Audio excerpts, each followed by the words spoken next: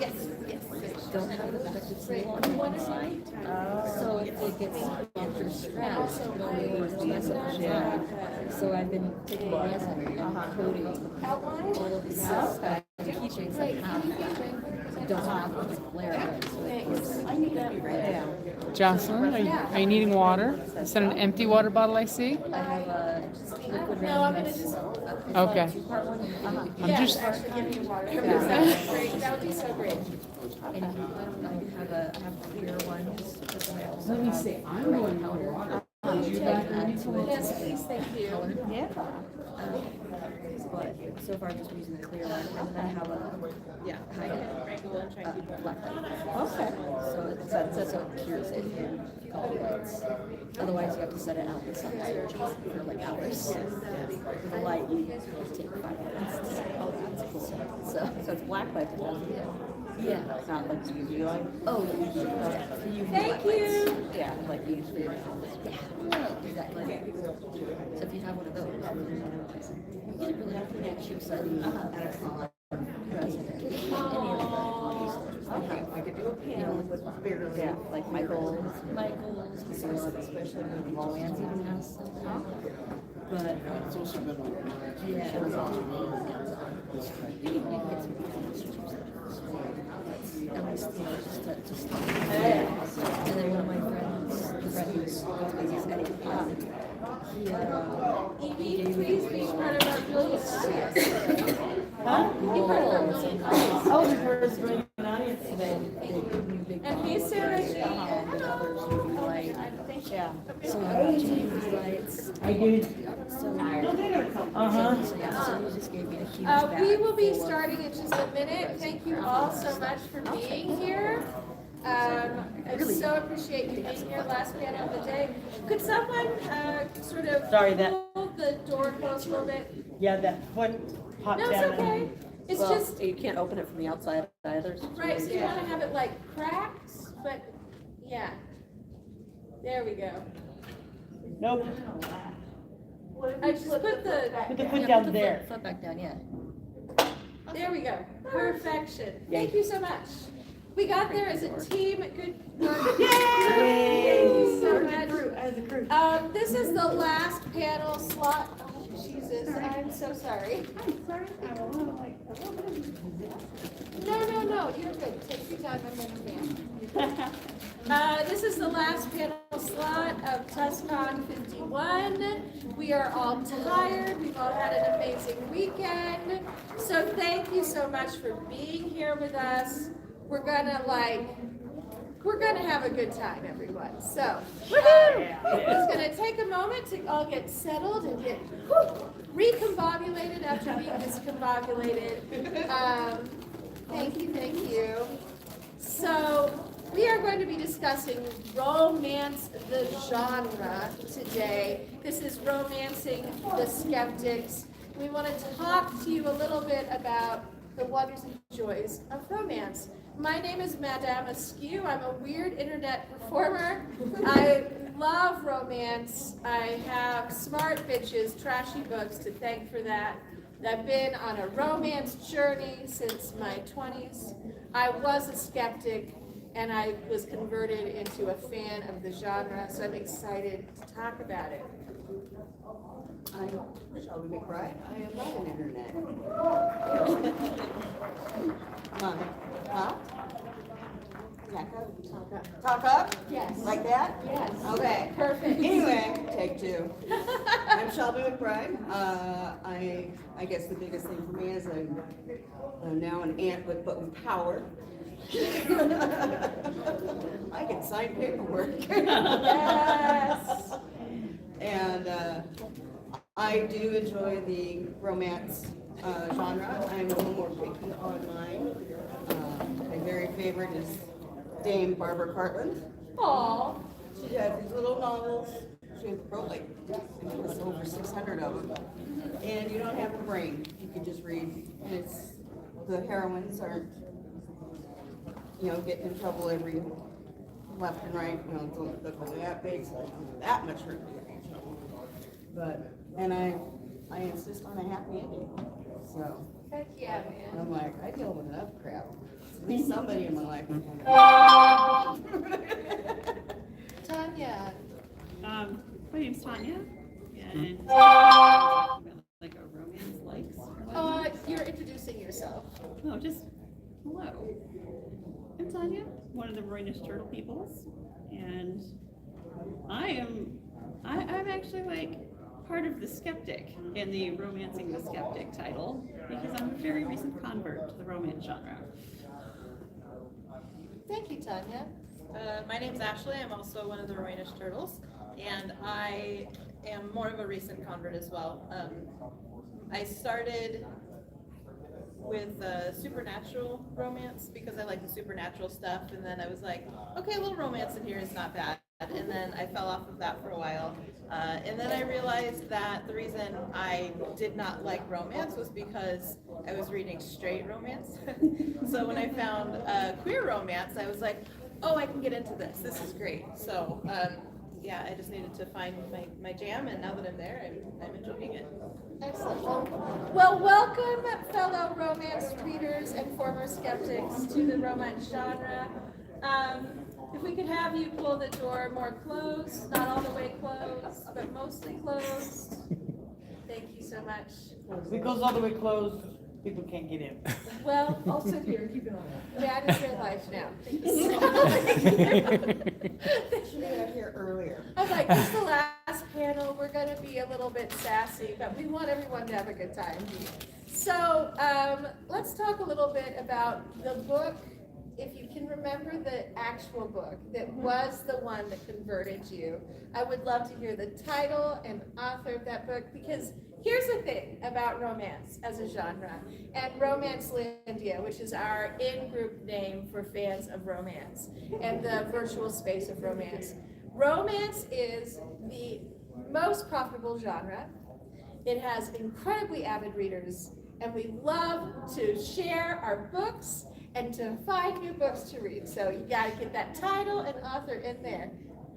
Do you remember your first book that like convinced you to like the genre? In preparation for the panel, I looked it up. Like 6 years ago, I'd been talking like pretty in depth with a couple of friends about the romance genre, and then one of my friends who is a very avid romance reader, and she loves it, and she gave me a book called Radiance by Grace Draven as a gift, and she said, I think you'll like this, and she was right. And it kind of made me realize, oh, okay, well, romance isn't all bad, I just haven't found the ones I like. And so now, like, and to be honest, most of the books I've read, most of the romances I've read since have been based on friend recommendations, because I am still a little leery of like, I accidentally read a romance once in high school because I thought it was a fantasy novel because the cover had a sword and the word knight in the title. And I felt pretty burned because it was also terrible. In the world of romance novels, there's so many out there too. Right. So trying to go into it and find one, like there's going to be a lot of misses. Even if you are a fan of the genre, you're going to find a lot of misses if you just randomly start grabbing books to read. Yeah. So friend recommendations are good for sure. Was it Michelle? Maybe. Okay, just curious. My kind of relaunch into actually enjoying the genre was a book called Kiss Her Once for Me. It's a sapphic holiday. You read that one? It's good. That was my first sapphic romance novel that I was like, it is so good. So good. So I love it, and it's another one that I wish I could bleach my brain so I didn't know it and reread it again. So I love it. Thank you. I had to look it up too. Oh, I love this. Mine was a little while ago. So in the 1980s, there was this young adult series called Sunfire. And there was, in the 1980s, there's a young adult series called Sunfire Books. And I always had one word title, and it was always a name. So Rachel, Amanda, and it was always a historical fiction. And it was always the girl, and there's these two guys. and she had to figure out which one she liked. It was always the good guy, which is also what I liked. And it was just an easy read, and that's when I started reading through the night, and like, yeah, one more chapter. So that started mine. Thank you. So, I joined a website back in the day when websites were the king before social media took over, called Smart Bitches Trashy Books. And I went mostly because I saw a meme that was very funny of some cover snark they used to do, where they would like really unpack the covers and talk about how awful and ridiculous they were, or how wonderful, depending. But usually it was like, they're bad, let's talk about it. And I was like, oh, these ladies are funny. And then I joined the community and I was like, no, everybody here is funny. Oh my God, they're really smart. Oh my God, these books sound really good. And then they got me to read Courtney Milan. It's all Courtney's fault, because she's the best. But I read her debut book, and I have been reading romance ever since. She was doing mostly historical fantasy style romance at the time, and I'm gonna put a little like underline under that fantasy. We will probably talk about romantasy a little bit, although there was a great romantasy panel this morning, so.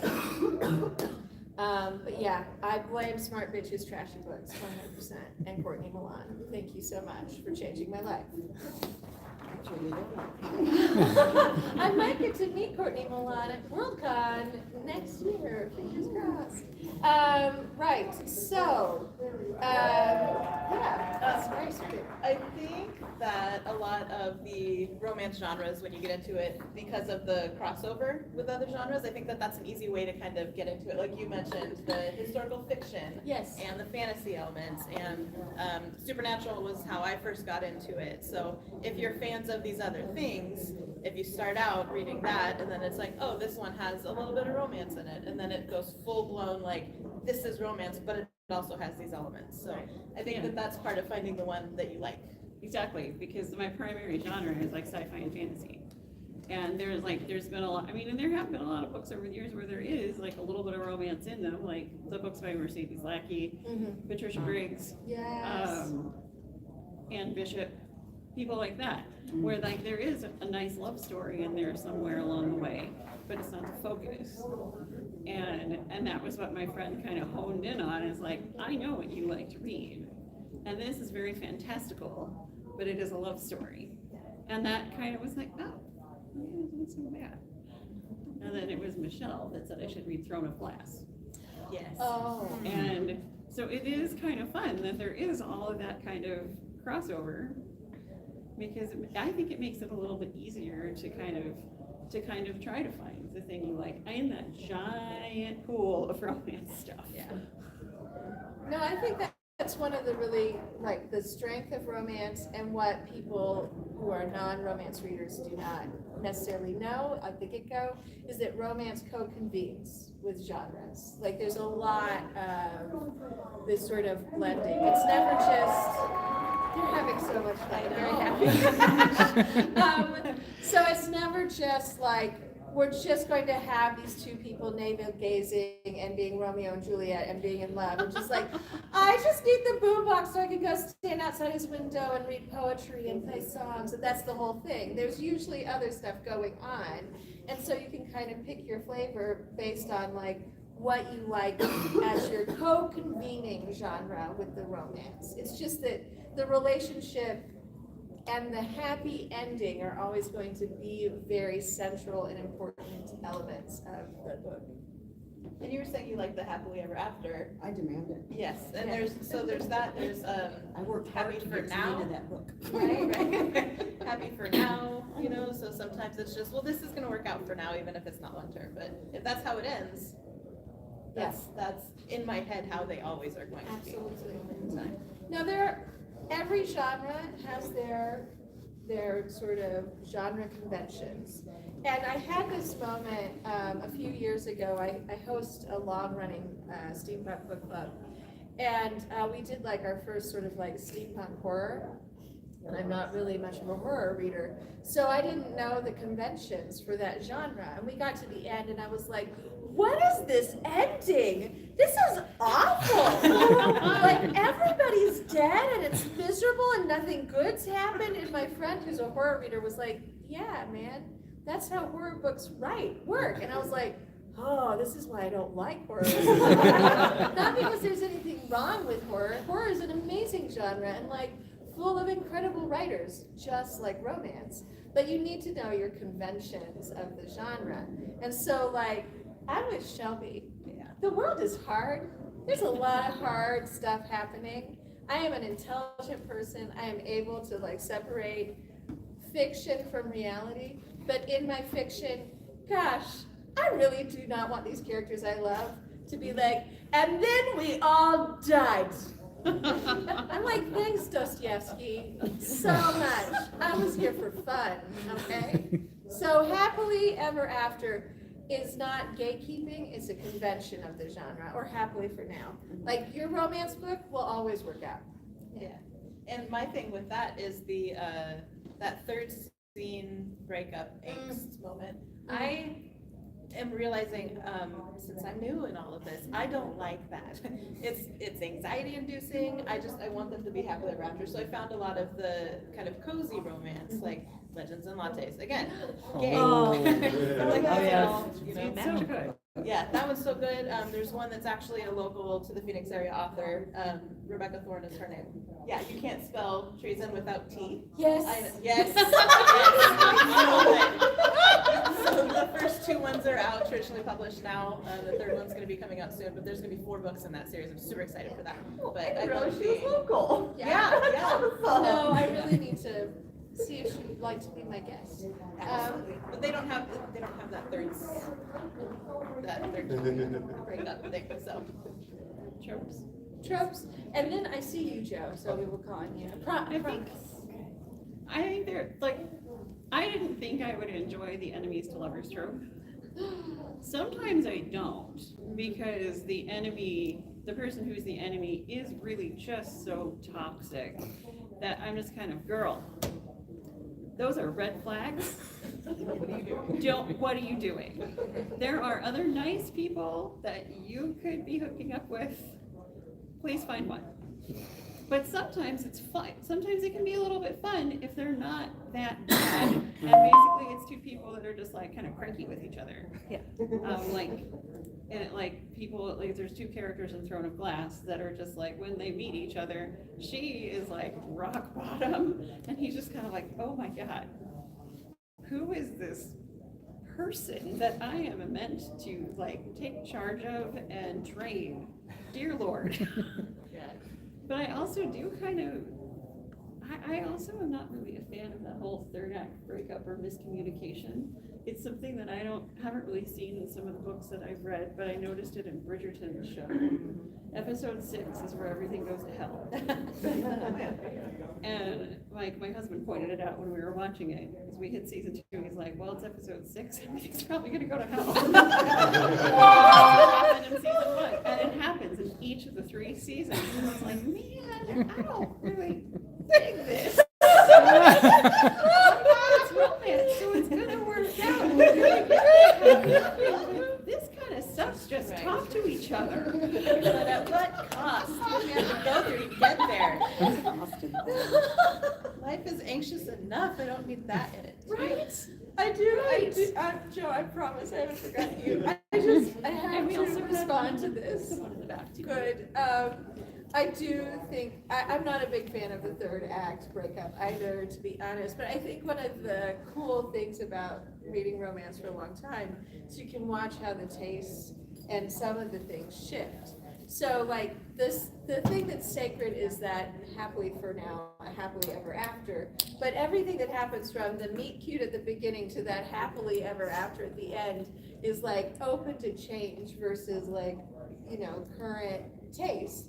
And some people still love that third act breakup, but like you see less of that in more modern romance. Oh, that's I so think. cool. That's good Yeah. to know. Yeah, Heading towards the cozy. yeah, listen, we need cozy. I know. That's why I like it so much. Okay, we have a couple of questions. questions from our wonderful audience. Joe, I promised, and then I didn't see the other person's hand, so we'll start with Joe. Right. I think this is a reminder that, right, before we started dividing the world into genres on content, it was three.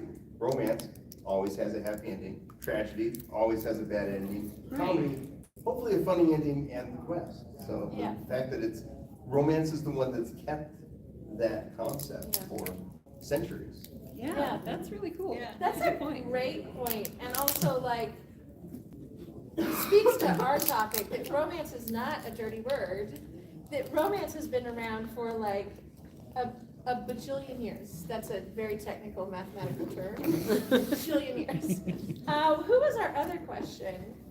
Yes. I had more an observation about enemies to lovers. Sure. There's like different camps. There's like rivals to lovers. There's bad first impressions to lovers. Then there's okay. enemies to friends to lovers, and then there's the one I do not like, which is enemies to lovers with no like break in between. Oh. Which there's no children here, and enemies to lovers, like legitimate enemies to lovers with nothing in between. Is just hate sex. Yeah. Yes. I do not like that one. No. Yeah, that sounds really deeply Sex is unpleasant. okay in real life, but The last panel of the day, Joe, I agree. Like sometimes you have a Saturday night and you're like, okay, I hate you, let's go. Revenge. So I didn't. I mean, like, as again, like a newcomer to the genre, I didn't kind of like realize there was that That whole last like. one is usually a subplot to a larger thing. Oh, sure. Like, I don't think that's ever. I'm sure there are books where it's just that, but that's usually a romantic subplot to a larger book. Ruby wrote all of her Oh, books are that. So I read like the first two and the third one. I was like, it's the same again. This whole yeah. So one of the cool things about romance that we're discussing right now is the tropes. It's a very trope, like all fiction plays with tropes, but I find that romance readers and authors are like much more upfront about that. They're like, yeah, of course there are tropes. And you can hone in on what you like based on the tropes. So they have a lot of websites like Storygraph and stuff that will like give you the tropes and the flavor, and you can just be like, well, the flavor I'm interested in is definitely not friends to fuckers. This is not for children, okay. It said so on the package, but also for reals. Shelby, what's one of your favorite tropes from that you hunt out in romance?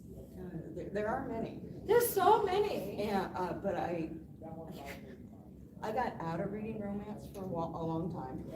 Then I realized that I'm asexual living in a spicy world, so that gets a little Same. It gets a little challenging. I'm going like, oh, I see where yours is going. I also do that. You know, like I don't know these people. They're lovely, but I do not know them. So, but I like the. You know, when they have I love the meet cutes. I like some of the meet uglies.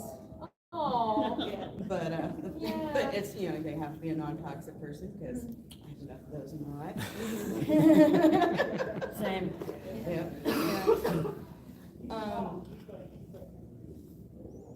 You know, it's just whatever I'm feeling at the moment, you know, but also consensual stuff is big for me. So, Yes. you know, they sit there and they have that.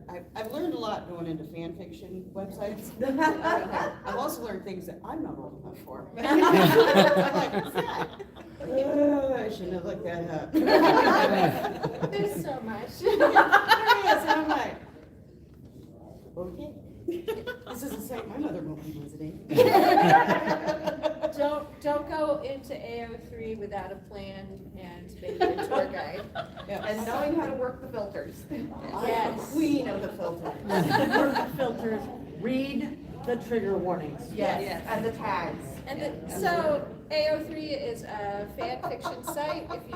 I'm kind of like, I want to make sure everybody's on the same page with terms, but also things like Storygraph and I don't know how like Goodreads is about this, but you can like filter things by and check in for triggers, content warnings, and different things, so that you're not getting something you don't want. And I think that's nice. It's fiction, right?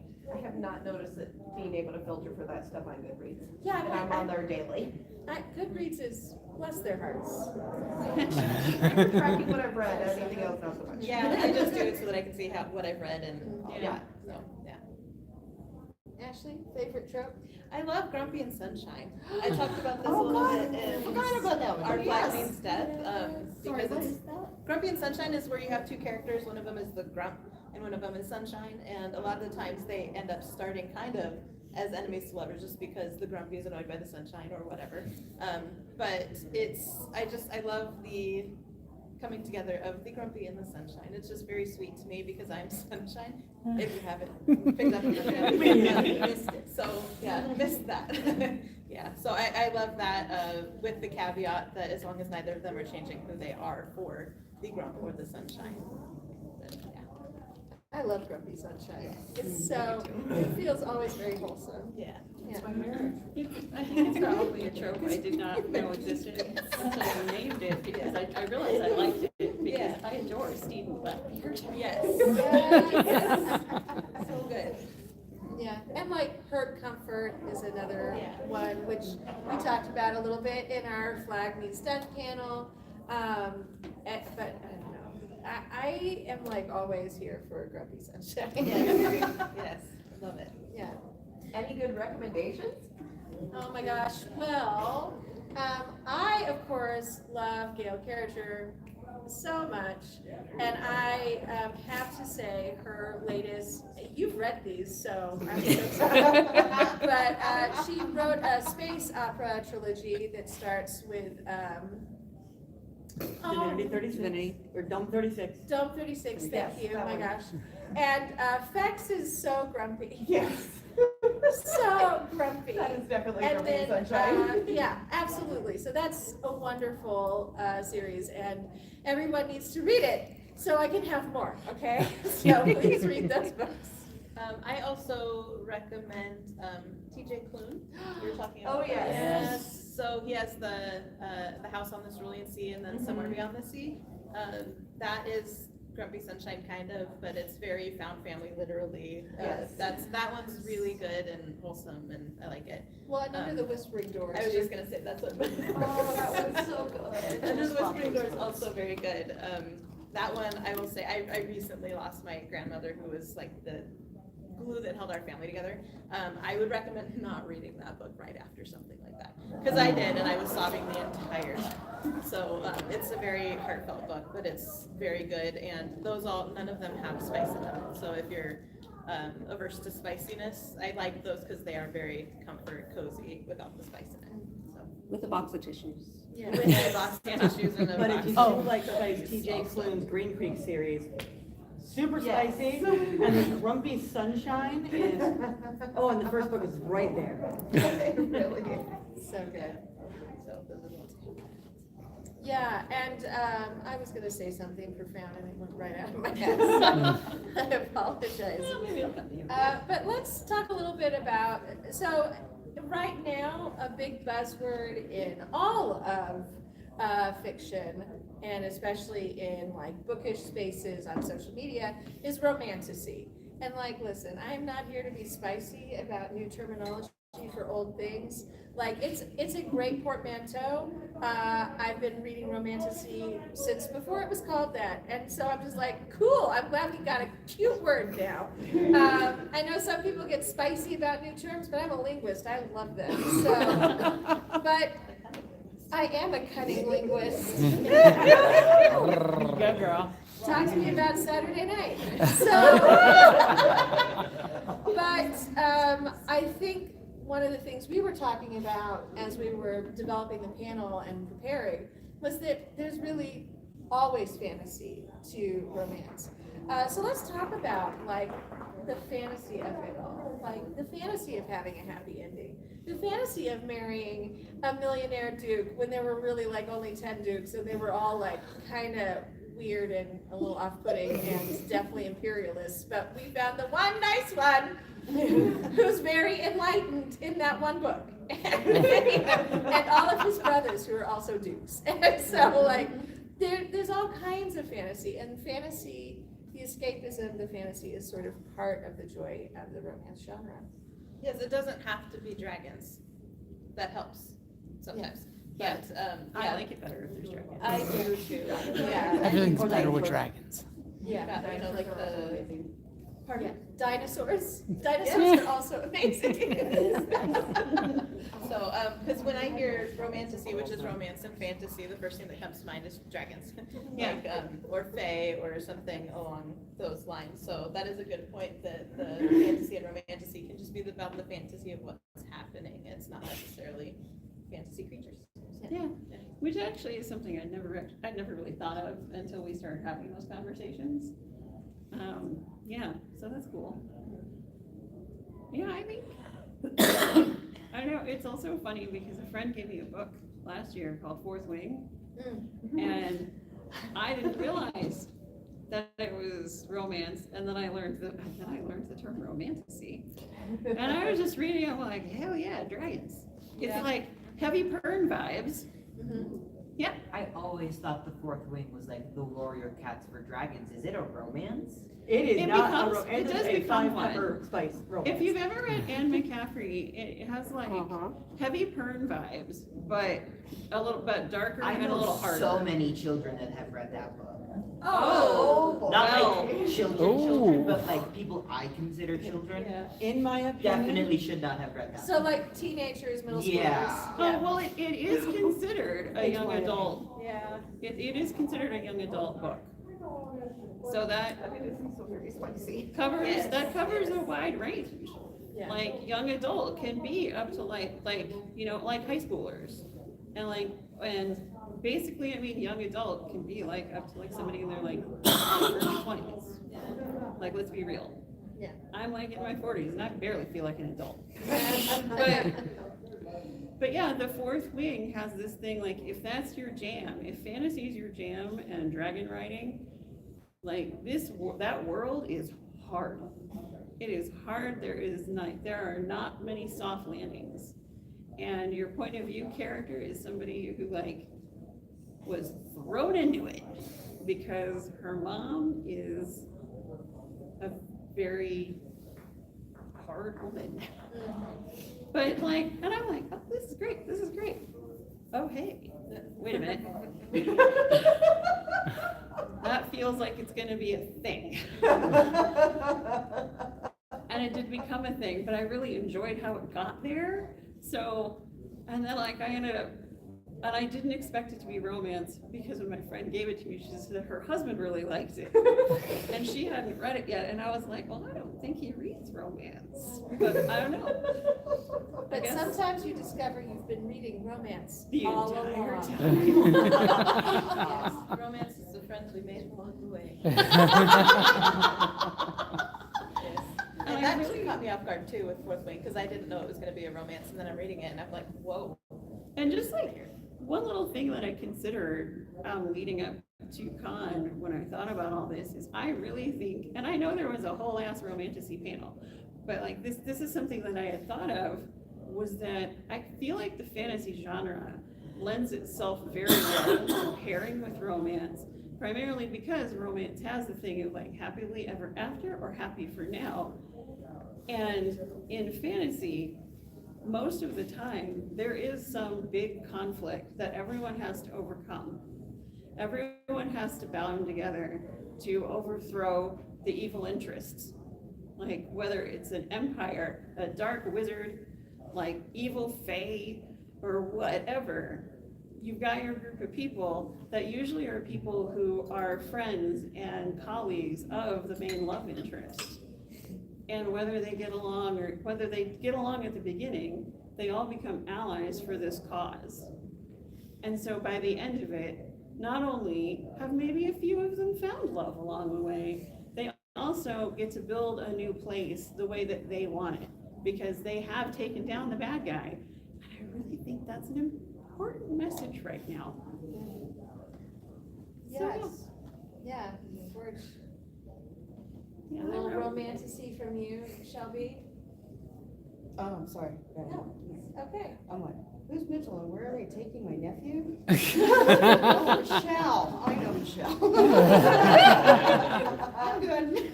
What was the question? I was mine. I have a minor. What attack?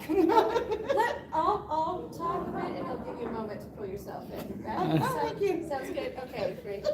We go boom boom. Yes. I think I just started talking Yeah. like I do, and then Tanya went, so yeah, you can. Okay, great. I I'll let say you some talk. talking? I mean, it's that kind of panel, also last panel of the con. But no, I heard about Fourth Wing through the power of book talk, a place I inhabit a lot. And then you read it and I was like, okay, I'm gonna give this shiz a try. I liked Pern. It's like, to me, it's like a 2 to 3 pepper rating on it. Not like, not a 5 pepper romance. And so we do have a sort of rating, like culture and romance to let you know how much sex is on the page and how is it fade to black, or are we gonna see like a full frontal shot? What's gonna happen? Is there sketches in like are there tentacles? Do I need to be concerned about the physics of the situation? It's expansive.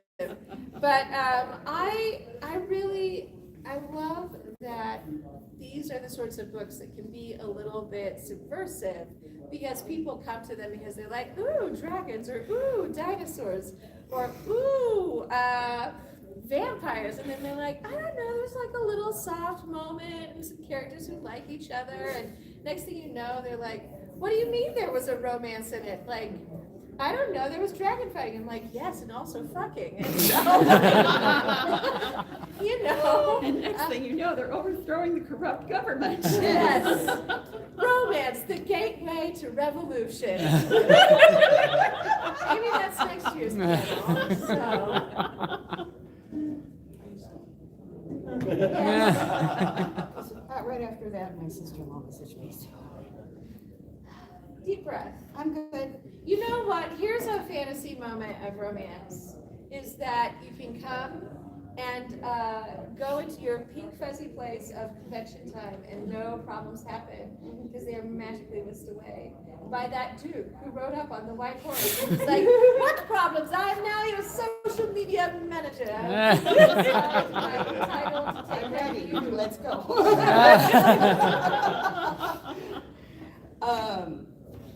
I am so sorry. It's okay. We're just talking about like romanticy and some of the fantasy romance that we've liked, or like some fantasy books that have like romantic elements that were sort of like a little bit of a bridge. You know, there are ones that I really enjoyed was Mercedes Lackey, Arrows of the Queen. Oh gosh, yes, Arrows of the Queen, so good, so I good. read that series, entire series in 3 days. Yeah, Oh, yeah. yeah. It was my so- aunt's. She barely let me borrow it. How many books are in that series? I think 3. Yes, For that that's series. like I had the to first hold trilogy the that's a gateway to book open Valinor. like this, because I couldn't crinkle Yeah. the spine. She's only 7 years older than I am, but she thinks she's Jerry actor. And so I'm like, and then I had to buy my own copy so I could just see it a little better. Yeah, they're so good. Which series was this? I missed it. This is Arrows of the Queen by Mercedes Lackey. Okay. It's Yeah. basically, if you decided you wanted to get into the Heralds of Valdemar series by Mercedes Lackey, it's very expansive. Okay. So That's very- probably the easiest entry point. Okay. And that.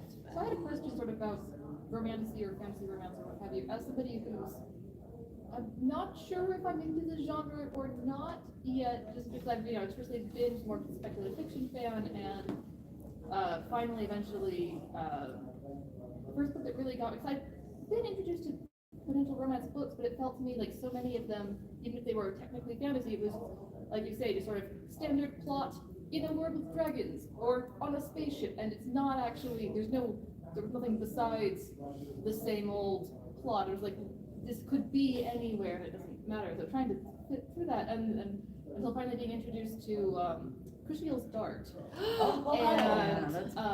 And then, but again, having a hard time sort of branching out from there, and then again, just very recently going, oh, maybe I should, because I found out Concept Sort of Fire by Kit Rocha, which is sort of Oh. queer. I haven't read much of it, so I'm just trying to each back into it. But again, just trying to, how do you find that balance, either as a reader or a writer, or finding things of again, trying to find more major fantasy elements that have meaning, as opposed to Right. just, here is a pretty little backdrop we painted, and we change out periodically to publish new books. Yeah. I don't know, like. So first of all, you did mention two of my very favorite authors. I love Kit Rocha. Everything those two have written together is just, I love. But also Michelle Starr and Jacqueline Carey, like absolutely marvelous. But what I'm hearing from you is that you are looking for something where the fantasy and the world building is not just window dressing. Like, it's meaningful, and the romance has to take place in that world because these characters are of that world, and because everything around them is impacting how they're going to come together. Great question. So, I could clearly talk, so but we're gonna. It is I think it's kind of hard, like, as somebody who just recently, like, same sort of background there. I think it's kind of hard to try to find, so, like, for now, I do sort of rely on recommendations. The person who suggested Throne of Glass by Sarah J. Maas, I think it is actually, like, a really good series. Like, she has a ton of books right now, and so far, Throne of Glass is my favorite. And because she reads a lot of fantasy as well as romance and horror, and we were talking about it, she's like, I really think you'd like that. And I'm like, all right. And she was right, because the main character in that is a little bit of Arya Stark vibes, because she was the king's assassin. She was the king, she was basically known as the kingdom's assassin as a teenager. And then through some nefarious shenanigans, she got shipped off to literally some sort of horrible mine for punishment. And then the prince of the kingdom comes to spring her because his father, the king, is having some sort of big contest to find a champion for the kingdom. That's book one. And throughout it, they kind of lay the groundwork for all some of the craziness that's to come. And I thought it was a really good ride. And there's 7 of them. So it's good to find a series like that you can Yeah. And I listened. I started that series in March, and I finished it in June. Yeah, so if you try it, I hope you enjoy it. It doesn't really start off very spicy. It does get kind of spicy here and there, but it's not the kind of thing where you really start to question the physics. Well, I mean, we'll see. Yeah, it was a thing where it wasn't distracting and it didn't take me out of the The story. distraction is the one that I really sort of hit a wall with. Yeah, the one last thing before we move on is in her A Court of Thorn and Roses series, there's several moments along the way where it just took me completely out of the story, and I was like, why? But I listened on audio and I'm like, all right, well, I feel like if I skip a word, I'm gonna miss something important. 30 seconds is safe, I'm just saying. So anyway, I hope that helps. I second that recommendation. Throne of Glass it's my favorite of her series. I read all 3 of the big ones she has out within 7-8 months probably. I got through all of them because we were doing panels on them, so I had to get through. Throne of Glass is by far my favorite, for sure. The Fourth Wing is also really good. Fourth Wing is one of those that I had such a book hangover after that. I was just I want to find something like this that I can get sunk back into. So Yeah, and book 2 is also really good. And that was the one when you finished, you were like, oh my God, on Facebook. And I was like, the scream I scrimped quietly in my head because it was 2:00 in the morning. Yes. But I think friend recommendations of people that know you and what you like are probably the best way. Because I don't have a lot of people who read romance. Yeah. Oh, okay. But it's neat to hear, gotten a lot of things to write down here so far. So may I ask, are you local to Tucson? Yes. So first of all, bestie. I belong to a romance book club locally that is based around tropes, and they're wonderfully helpful in finding recommendations. So after the panel, let's make sure to exchange information so I can hook you up into that community. I think finding a community of readers is like very helpful to track down the romance that works for you, because there's nothing like a personal recommendation to get you going. But I've been sitting here while these two have been recommending wonderful things, going, okay, can I remember the full title and author? My phone is over there, so I can't look it up. But I'm sort of thinking about the more like that high fantasy kind of experience that you're like, Jacqueline Carey's not really sword and sorcery, but it is like, it's big epic fantasy, right? And so to capture that kind of vibe, and oh my gosh, I think I'm just tired, and it's like things keep sort of slipping out of my brain. But there's this wonderful author named Jeannie Lynn who wrote this fantastical steampunk romance. Can anyone look up for me? Gunpowder or something? On it. Thank you.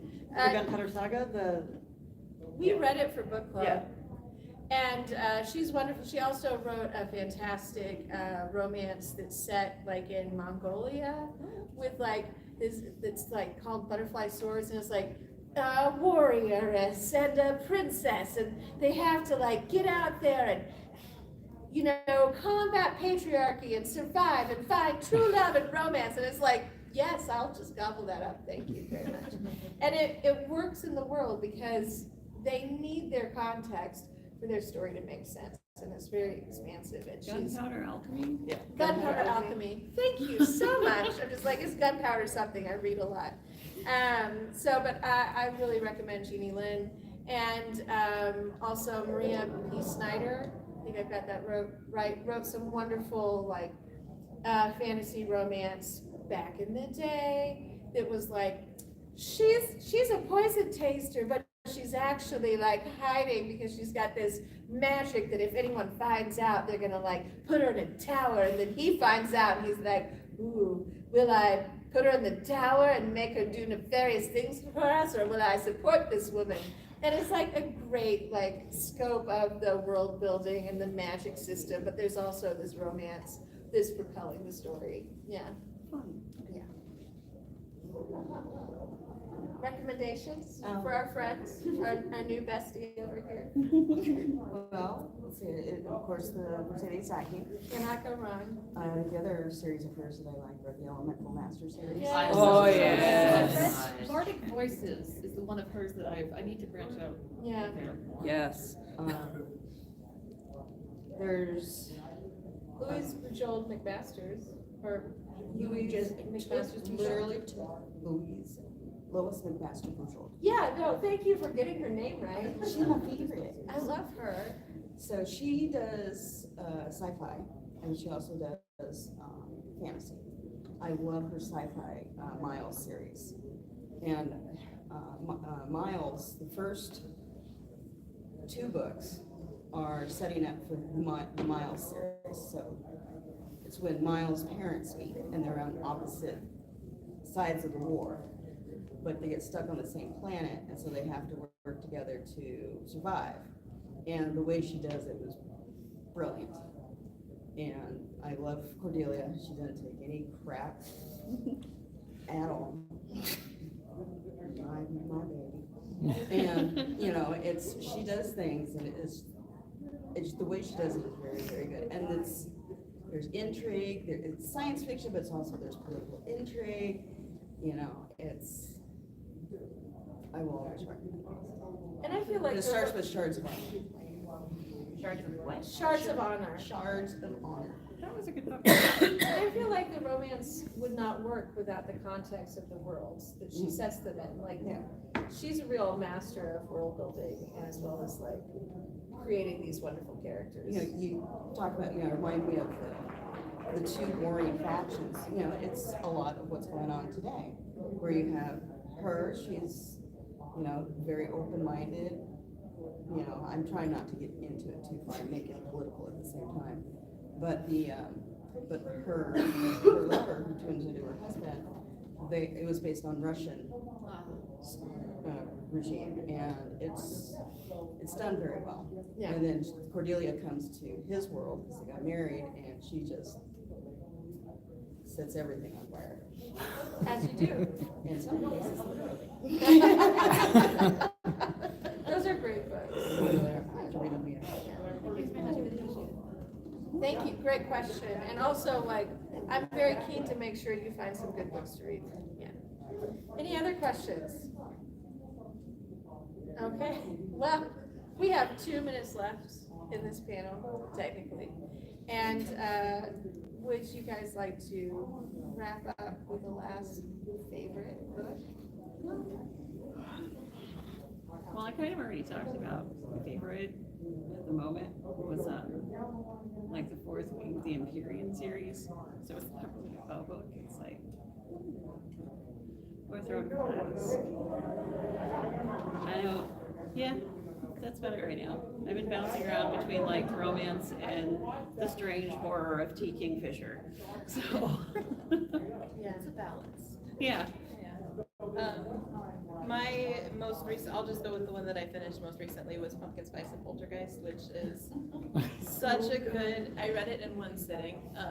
But yeah, basically there's a woman who summons the ghost of her ex-girlfriend, and the ex-girlfriend's ghost won't leave until she helps her find a new love, helps her move on. So instead of helping the ghost move on, the ghost is helping her move on. But, yeah, it's really good. There is some spice in it, but it's not a lot.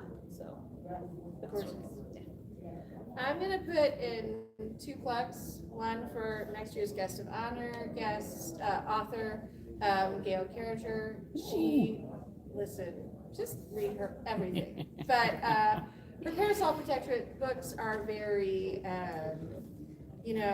comedy of manners. The spice is off the page. The romance is really intrinsic to the plot. The world building is very expansive. She also has her much sexier, way more spice, San Andreas Shifter's books that are set as sort of like an urban fantasy setting in San Francisco. Werewolves and vampires are all real, and they are horny AF. And you will get an education. Please don't ask me questions. I'm not Dr. Ruth. And then I already mentioned her space fantasy, or her space romance. But I also want to recommend Piper J. Drake's Mythwoven series. Like, Piper has like a lot of wonderful contemporary romance, but the Mythwoven books are set in a world in which magic works. They're like contemporary, so it's urban fantasy, but the mythology she's using, she's Thai, and so it's like Thai mythology and Southeast Asian mythology. And oh my God, they're so beautiful, and the stories are great, and the sexy types is nice too. Yeah, so those are great. Well, I did mention my favorites. Yeah. I will say though that Throne of Glass, I did pick up on your recommendation last year. Oh, I haven't read it yet. It's still staring at me from my desk on. well, I hope you enjoy it, and I hope you enjoy it rather than never want to speak to me again. Even if I didn't like it, I would still want to speak to you. Yay! Because you know what? Romance is all about the happy endings. And Yes, so yes. we have to have a happy ending in our panel and at our con too. Yeah. Can I say one thing before we wrap up? Yes, you may. You This- beautiful, perfect unicorn. The idea for this panel was born out of, we jokingly amongst ourselves, we're calling it the Spike panel. Several years ago at a Tuscan, one of our friends walked into, there was kind of the tail end of a panel that was finishing up, where some people were on the stage who, first of all, started by trashing Twilight. And then one of the men on the panel went on to discuss how self-insert characters were terrible and they're pointless. There was someone on that panel who wrote romance, but yet it seemed like I don't remember all of it, but basically it became like a thing on the panel where some of them were kind of being really crappy about some romance tropes and generally sort of talking about romance like it was just kind of like, and at that point I wasn't reading much romance, but my friend was. And so I was like, listen, we should make a panel where we talk about how cool romance can be. And the fact that it gets and the reason it probably gets denigrated most of the time is that it's primarily a genre written by and for women. So people treat it like it's second class. Because there is a lot of misogyny in this world, including among women, because internalized misogyny is a hell of a drug. So, at any rate, it never quite got off the ground for a while until we started talking to Jocelyn. And then we were all like, let us bring this panel to Tucson. They're dissing romance, but romance makes way more money than they do. Exactly. It's one of the best-selling genres. But it's for women, so. But it's for women. But they so- make more money than you, butt munch. But also, like, for reals though, romance often funds a lot of other publishing efforts because it is bringing in so much money. It's like real MVP. In the heyday of the Harlequin series, pretty much every Harlequin writer was a serious writer with their pseudonym. So yes, literally romance was Yeah. was paying their bills so they could write their books nobody was reading. Yeah. No, and while we are talking about like romance being mostly by and for women, that is largely the case. But there is a real shift that I think is important and beautiful of a lot more queer romance and people of diverse backgrounds. So as you're going out to the world and you're like, well, I kind of want to read that romance stuff, but is there something for me? Yeah, absolutely. There are a million flavors of romance, and queer romance is really taking off in gorgeous ways right now. And I think, and do you think that maybe the reason that it is sort of like opening up more, because it may be, and I don't know if this is the case with other, like a lot of other genres, is do you think it's opening up maybe a little bit more because it's the genre that so many people are like, eh? Like maybe it's an underestimated genre, even though it is this giant powerhouse. I mean, honestly, I do think there's a little bit of that is a bit underestimated, and that also, so Romancelandia is a very powerful force, and a lot of the people who are romance writers are like former attorneys, like Courtney Milan, and if you haven't read her, you should. But they're very powerful, very smart, and a lot of them are independent authors who are not published by the big companies. And so they see a thing and they push it, and they put those independent writers in the romance genre really push the genre boundaries, and they're so smart and good at marketing themselves and collectively making action happen that eventually the big publishers are like, oh, do you mean to say that there are queer people who want happy endings and joy? And we're all like, yeah, You don't have to kill them all off every time? right, we totally do. So romance can be a very regressive genre in some segments. I don't want to paint like an unrealistic picture. Right. But there's a lot of portions of Romancelandia that are incredibly progressive and pushing for a more expansive genre. And that has a gorgeous ripple effect in across all fiction, actually, which is so cool. But yeah, I think it's like the independent authors are really pushing that more than anybody. Yeah. And then Tor picks them up and publishes them. Thank you, Tor Books. Thank you, Tor. We love you. Thank you, Shauna McGuire. Thank you, Shauna McGuire.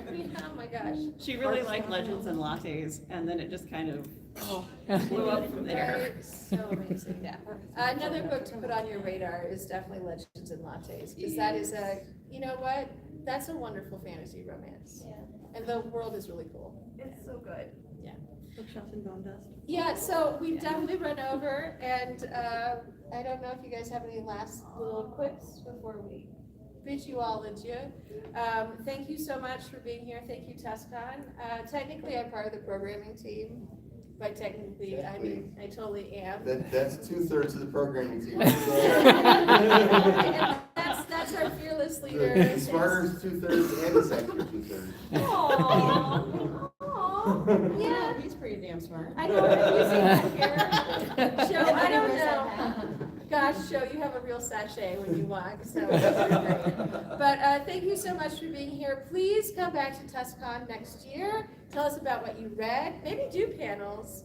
It's very easy to panel at this con, and if you've been thinking about doing panels and you're like, oh no, I could never, you absolutely could. And if you talk to me, you are in danger. I will put you on a panel. I crashed 3 this weekend, that I wasn't supposed to be on. I know. You're unstoppable. That is true. So, thank you all very much. Please remember, as you're going out into the world, to take very good care of yourselves. Wash your hands, COVID test after the con, get your vitamins and minerals, put your feet up, pat yourselves on the back for being part of a wonderful community. And make sure you stay healthy and warm and safe, so you can come back next year for more shenanigans with us. Yeah. And finally, thank you to the awesome Roynish Turtle Collective. Yes, thank you. I'm just like, I can't word, I'm just not great. Best Little Feminist Collective in the universe. I love doing stuff with them. Shelby, absolute fucking menace. I love you so much. You are perfect. And I mean menace. She's a cream puff cinnamon roll who will bite your ankles if you get in the way of. It's usually those I can reach. Yeah, no, same. So, goodbye, adieu, thank you everyone.